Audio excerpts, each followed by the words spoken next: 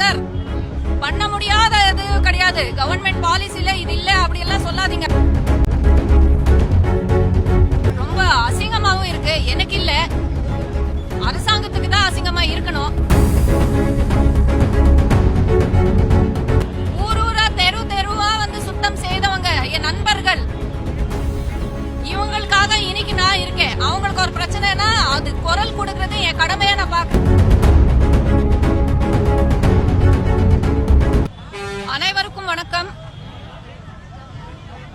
ரொம்ப மனசுக்கு கஷ்டமா இருக்கு, ரொம்ப அசிங்கமாவும் இருக்கு. எனக்கு இல்ல, அரசாங்கத்துக்கு தான் அசிங்கமா இருக்கணும்.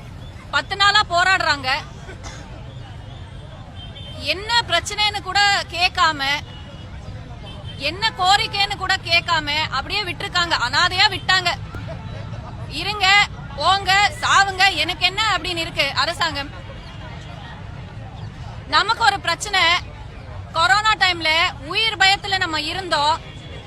வீட்டு வாசலுக்கு கூட போகாத நிலைமையில உயிர் ரிஸ்க் எடுத்து அவங்க ஃபேமிலி கூட பார்க்காம கடமை உணர்ச்சிக்காக எங்களுக்காக வந்து நின்னவங்க.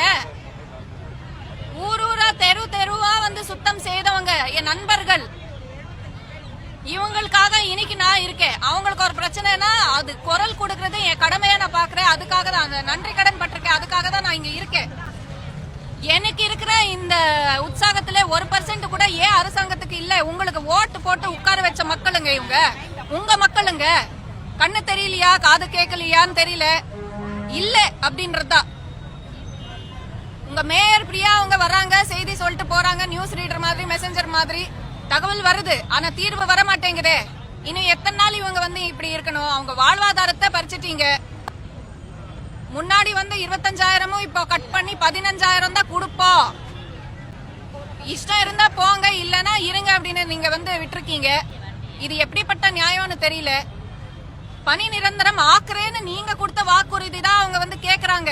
ராஜமரியாதையோட சிலை வைக்கிறோம்னு சொல்றாங்க. யாருங்க கேட்டாங்க சிலை?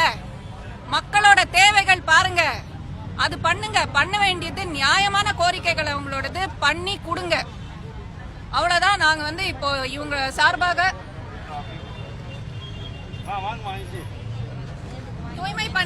தூய்மை பணியாளர்கள் சார்பாக என் நண்பர்களுக்காக அவங்க சார்பா நான் உங்ககிட்ட கேட்டுக்கொள்கிறேன். தயவு செஞ்சு பண்ண வேண்டியது பண்ணி கொடுங்க. Please please please. மக்களுக்கான அரசுங்கிறீங்க, பெண்களுக்கான அரசுங்கிறீங்க. இங்க இருக்கிறவங்க எல்லாருமே பெண்கள் தான்.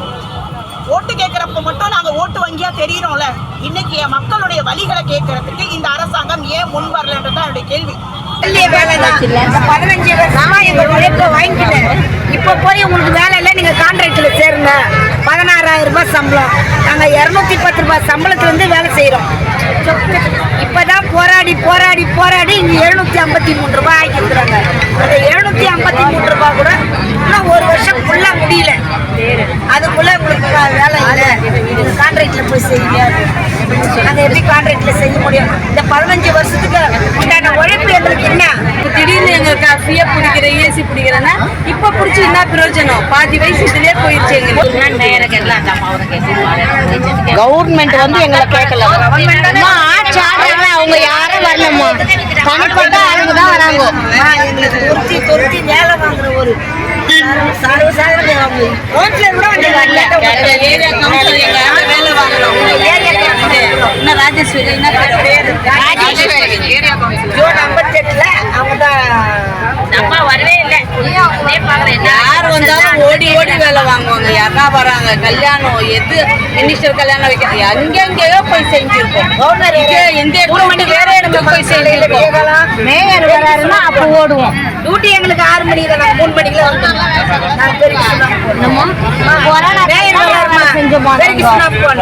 இதுக்கெல்லாம் நாங்க தேவைப்பட்டா இப்ப நாங்க தேவையில்லையா? பதில் வரல, கிளம்பி போயிட்டாரு. பதிலும் வரல, தீர்வு கிடைக்கல. 12 மணிலேருந்து உட்காந்துக்கிறோம். வருவாங்க, பதில் வரும், பதில் வரும், பதில் வரும். எந்த பதிலும் வரல.